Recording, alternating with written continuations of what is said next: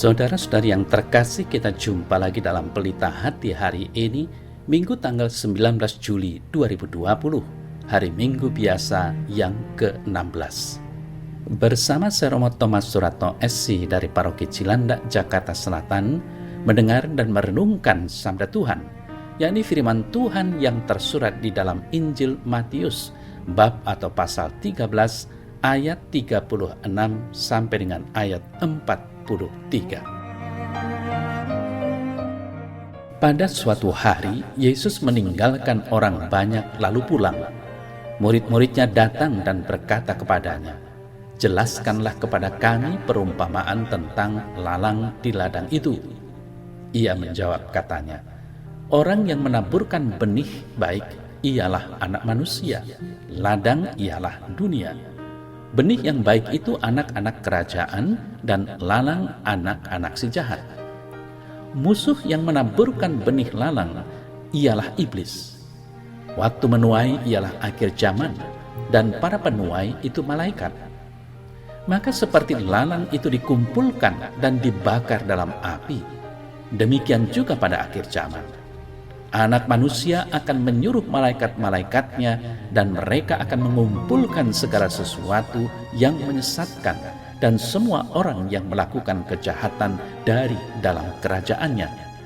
Semuanya akan dicampakkan ke dalam dapur api. Di sanalah akan terdapat ratapan dan kertakan gigi. Pada waktu itulah orang-orang benar akan bercahaya seperti matahari dalam kerajaan Bapa mereka. Siapa bertelinga, hendaklah ia mendengar." Saudara-saudari yang terkasih, dalam perumpamaan tadi dijelaskan bahwa anak manusialah yang menaburkan benih yang baik. Hal ini akan terlihat lebih jelas kalau kita juga membaca perumpamaan tentang sang penabur. Kristus telah menaburkan benih yang baik kepada setiap orang. Namun benih ini dapat tumbuh dengan baik kalau manusia menjawab panggilan Tuhan, yang digambarkan sebagai benih yang jatuh di tanah yang baik dan menghasilkan buah yang berlimpah. Ada yang 100 kali lipat, ada yang 60 kali lipat, ada yang 30 kali lipat.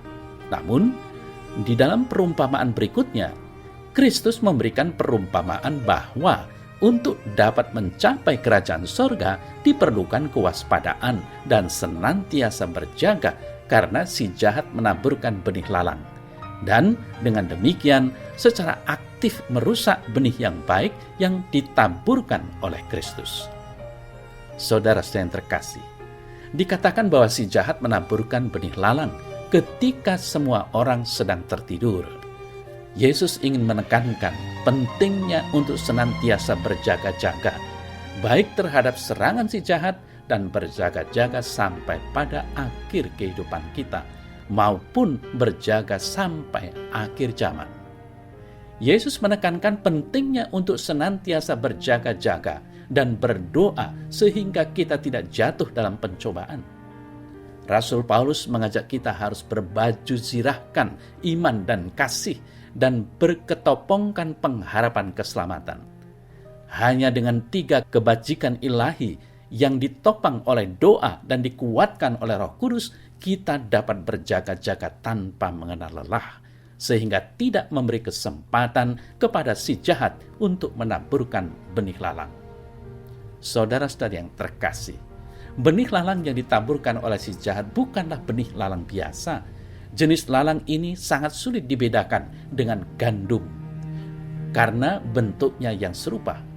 Kalau seseorang mencoba memisahkan lalang dengan gandum sebelum waktunya, maka mereka dapat salah mencabut.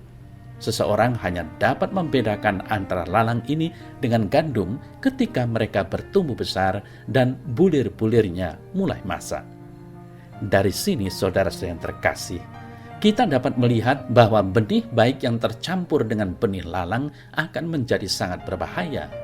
Santo Yohanes Chrysostomus dan Santo Thomas Aquinas menyebutkan bahwa ajaran yang menyesatkan adalah ajaran yang benar bercampur dengan ajaran yang salah, sehingga banyak orang sulit untuk membedakannya. Sebagai contoh, kita dapat melihat pengajaran dari teologi kemakmuran yang memberikan kebenaran tentang kasih Allah, namun mereduksi kasih Allah sebatas hal-hal yang bersifat material. Maka seharusnya kita memegang ajaran yang benar dan berbuah dalam kasih. Maka besarlah pengharapan kita akan memperoleh keselamatan abadi di sorga. Akhirnya, saudara yang terkasih, Yesus mengatakan untuk membiarkan gandum untuk tumbuh bersama-sama dengan lalang sampai pada akhir zaman. Hal ini memberikan pengharapan sekaligus kesediaan untuk mempersiapkan diri. Pengharapan bahwa Tuhan akan terus memberikan kesempatan bagi kita untuk memperbaiki kesalahan kita sampai kita dipanggil Tuhan. Namun pada saat yang bersamaan, pengharapan ini juga harus dibarengi dengan kesiapsiagaan. Karena tentang hari dan saatnya tidak ada seorang pun yang tahu. Pada saat akhir zaman, lalang yang dibiarkan tumbuh bersama gandum di ladang tidak dapat dibiarkan masuk ke dalam gudang yang sama. Pada saat itu, orang-orang yang melakukan kesesatan dan melakukan kejahatan akan dicampakkan ke dalam dapur api. Bagaimana dengan gandum atau orang-orang yang melakukan kehendak Bapa? Mereka akan mendapatkan kebahagiaan abadi di sorga.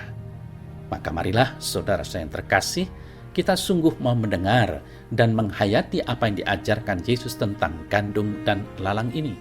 Kita harus menjadi gandum yang berbuah, bukan lalang yang merusak, sehingga kita tidak dimusnahkan, melainkan dimasukkan dalam lumbung surgawi.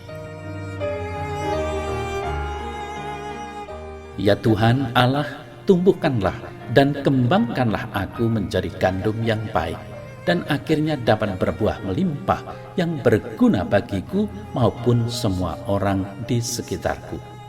Amin.